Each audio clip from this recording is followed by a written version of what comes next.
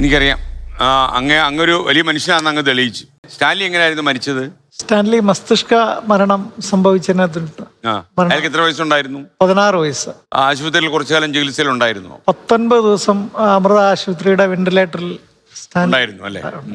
അങ്ങക്ക് ഈ അവയവദാനത്തെ കുറിച്ച് നേരത്തെ നല്ല ഗ്രാഹ്യം ഉണ്ടായിരുന്നു, അതോ ഈ സംഭവിച്ചതിന് ശേഷമാണ് അതിനെ കുറിച്ച് ആലോചിച്ചത്, അല്ല അതോ ബന്ധുക്കളായാലും പറഞ്ഞതാണ്? അല്ല, ഞാൻ അതിനൊരു നിമിത്തമായതാണ്. കാരണം സ്റ്റാൻലി മരിക്കുന്നതിൻ്റെ 1 വർഷം മുമ്പ് അവൻ എന്നോട് ചോദിച്ചു അവൻ്റെ കണ്ണുകൾ ദാനം ചെയ്യാൻ പറ്റുമെന്ന് ചോദിച്ചു. അപ്പോൾ സ്റ്റാൻലി 15-ാമത്തെ വയസ്സിലാണ് ഇത് ചോദിക്കുന്നത്, 16-ാമത്തെ വയസ്സിലാണ് മരിക്കുന്നത്. പക്ഷെ സ്റ്റാൻലിയുടെ കണ്ണിൻ്റെ കാഴ്ച 9-ാമത്തെ വയസ്സിൽ പോയിരുന്നു. 9 വയസ്സ് മുതൽ 15 വയസ്സ് വരെയുള്ള 6 വർഷക്കാലം അന്ധനായിട്ടായിരുന്നു സ്റ്റാൻലി ജീവിച്ച്.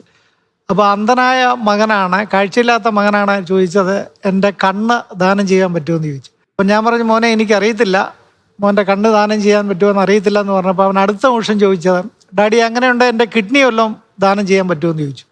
അപ്പോൾ അവനെന്തോ ഇങ്ങനൊരു തോന്നൽ വരാൻ കാര്യം? തോന്നൽ എങ്ങനെയാണെന്ന് എനിക്കറിയത്തില്ല. ഈ ചോദിക്കുന്നത് 2008-ലാണ്. നമ്മുടെ ചിറമേലച്ചൻ ദാനം ചെയ്തിട്ടില്ല, ഇപ്പം നമ്മുടെ ചിറ്റിലപ്പള്ളി സാറ് ദാനം ചെയ്തിട്ടില്ല. സത്യത്തിൽ അവരുടെ ഈ അവയവദാനത്തിന് ശേഷം കേരളത്തിലെ അവയവദാന ഒരു പ്രചാരണം നേടിയതിന് ശേഷമായിരുന്നു. പക്ഷെ എനിക്ക് തോന്നുന്നു മോഹന സ്ഥിരമായിട്ട് ഇവിടെ റേഡിയോ കേൾക്കുന്ന ഒരാളായിരുന്നു. ഈ റേഡിയോയിൽ നിന്ന് കിട്ടിയ ഏതോ ഒരു പ്രഭാഷണത്തിന്റെ ഭാഗമായിട്ട് ഇത് തലയിൽ കയറിയിട്ടാണ് അങ്ങനെ ഒരു ചോദ്യം ഉണ്ടായെന്നാണ് ഞാൻ വിചാരിക്കുന്നത്.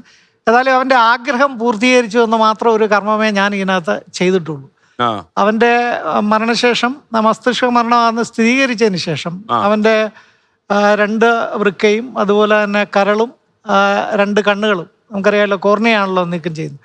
കോർണിയയ്ക്ക് കുഴപ്പമൊന്നും ഇല്ലായിരുന്നു, അവൻ്റെ ഈ ഒപ്റ്റിക് നെർവിന് മാത്രമേ പ്രശ്നമുള്ളായിരുന്നു. അതുകൊണ്ട് അവൻ്റെ കോർണിയയും ട്രാൻസ്പ്ലാന്റ് ചെയ്യാൻ അവൻ്റെ ആഗ്രഹം പോലെ നടന്നു. ഞാനൊരു നിമിത്തമായെന്ന് മാത്രമേ ഉള്ളൂ.